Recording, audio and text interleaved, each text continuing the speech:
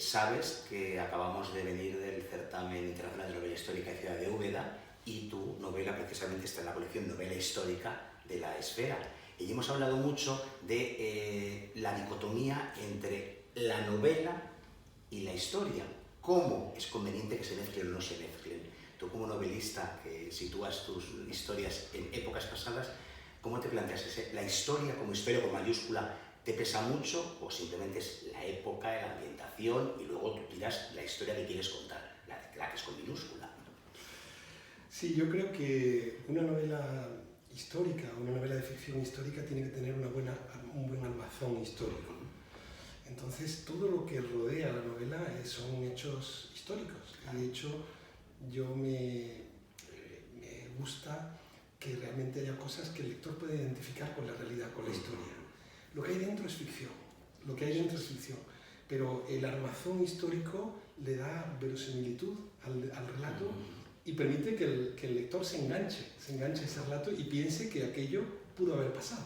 Claro, pero es que lo hemos comentado con muchos autores allí en Úbeda y en general creo que como lectores lo que nos atrae precisamente es eso, la historia, pero la novela, o sea, lo que cada autor contáis, imagináis, fabuláis, como dices, con una base real, o al menos con una ambientación verosímil y verídica, pero luego lo que contáis es una historia que ocurre en el 19, ocurre en el 18, ocurre donde os caiga y donde os plazca.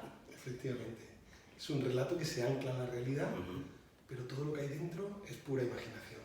Es eso. Todo lo que hay aquí, casi todo, es pura imaginación también. El relato que hay por fuera, no. Realmente hay muchos hechos históricos. En las dos historias hay batallas que son reales, hay personajes, hay muchos personajes que son reales y muchos hechos históricos, pero Carmen Sotés e Íñigo Galarza solo viven en la imaginación del lector.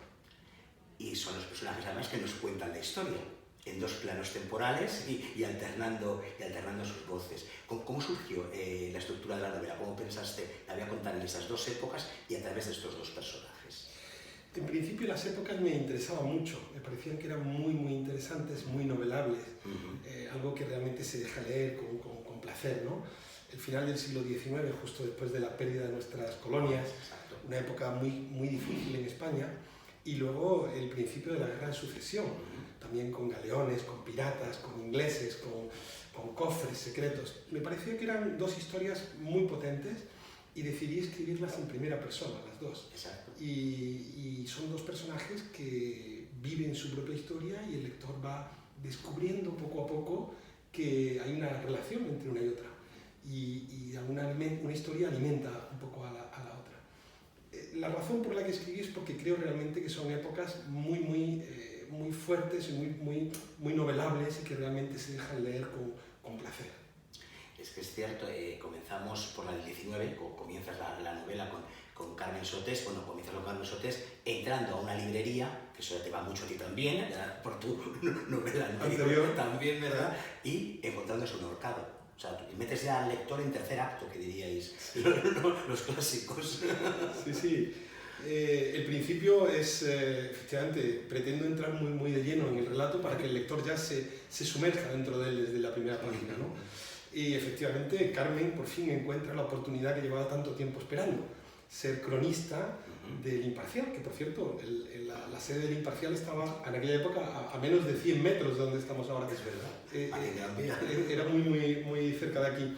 Y ella por fin encuentra esa oportunidad y tiene que relatar una historia que nada de lo que ha ocurrido es tal como parece.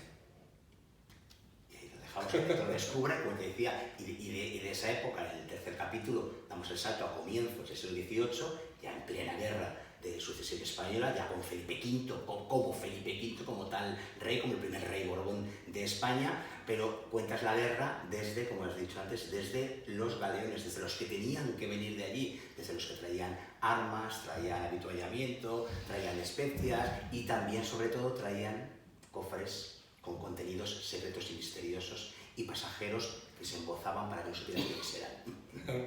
Efectivamente, Íñigo Galarza comienza su historia en La Habana.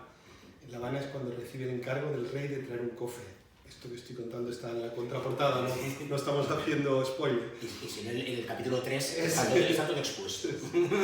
Y efectivamente me permite este relato, que es verídico, esta flota que vino desde Veracruz, paró en La Habana y llegó hasta España, me permite meter en este relato al personaje que realmente tiene este encargo, un personaje de principios del siglo XVIII, un hombre de honor, un hombre de palabra, ¿no? Que está dispuesto a hacer lo que sea para llegar a cumplir el encargo que tiene del rey. Y efectivamente en una época en la que los mares estaban atestados de piratas, de corsarios y de ingleses en esta época, porque acabamos justo de empezar la guerra con los ingleses. Es que comentaba con otros compañeros, con los que ahora compartiremos dentro de poco aquí en la Casa del Libro de Gran Vía un encuentro contigo, que es una novela que por un lado tiene ecos galdosianos y por otro tiene ecos pues, de gente como Joseph Conrad, por ejemplo, ¿no? La historia del final del siglo XIX está, por lo menos yo he pretendido empaparme mucho de ese Madrid, empaparme del Madrid del final del siglo XIX. Y ese es el Madrid galdosiano. Galdós ya era un veterano escritor, ya paseaba, bueno, con cierta dificultad, aunque todavía tenía como amante a Emilia Pardo Bazán.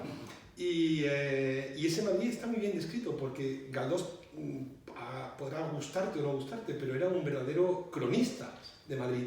Y ese Madrid yo lo he aprendido leyendo o releyendo la mayoría de la obra de Galdós.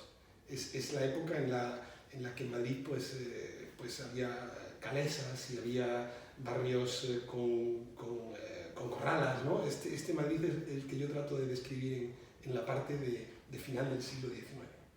Son dos historias en sí mismas, como el lector va a descubrir cuando avance la lectura, complementarias. Además, obviamente, uno se da cuenta enseguida, la contamos aunque parezcan muy disímiles y que están alejadas en el tiempo, en el espacio y todo lo demás, dices, esto acabará confluyendo, pero las historias en sí mismas son muy potentes las dos. Y tú consigues equilibrarlas muy bien. O sea, cuando te está ya atrapando la historia de comienzos del 18, volvemos a los finales del 19.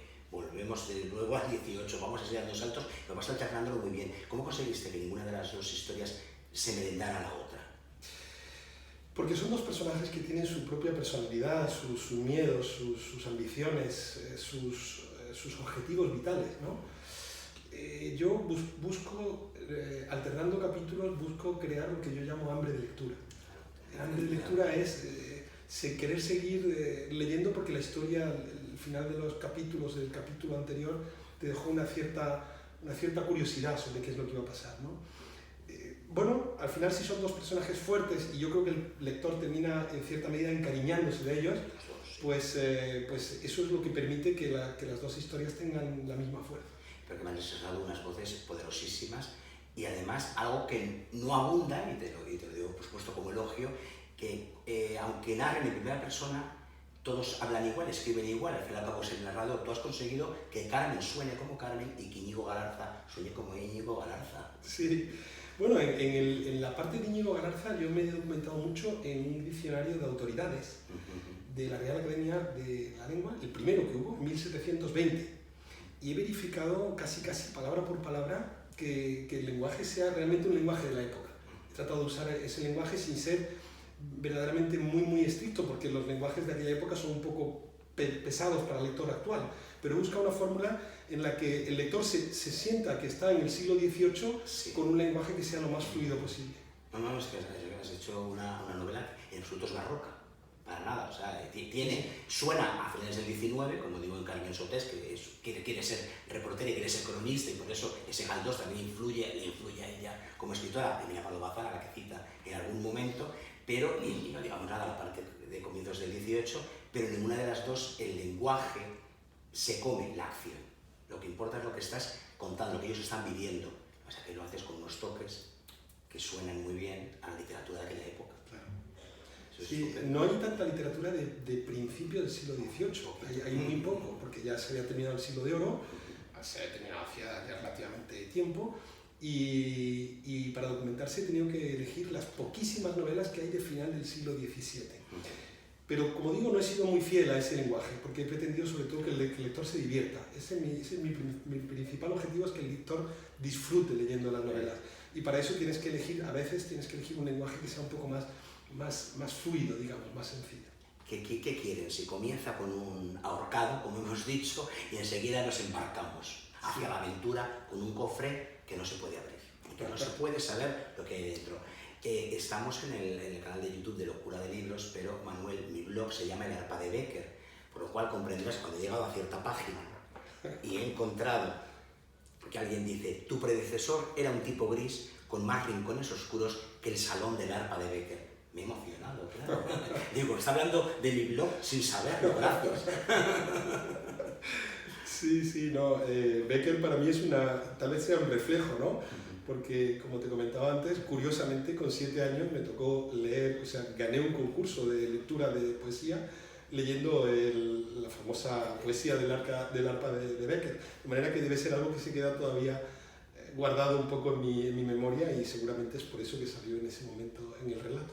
Y que además, que es lo que yo reivindico a veces en el blog, solo como lector te vas con tu libro a vivir tu aventura al ángulo oscuro, que iluminas obviamente para ver bien, pero el resto del tiempo es oscuro, y allí no pasa nada, estás viajando a otras épocas, a otros sitios y conociendo a gente fascinante como la que hay aquí.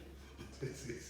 Pues muchísimas gracias, Manuel, por este excelente de los suicidas, por las librerías en general y por el amor, por la aventura, por la pasión y por lo que transmites.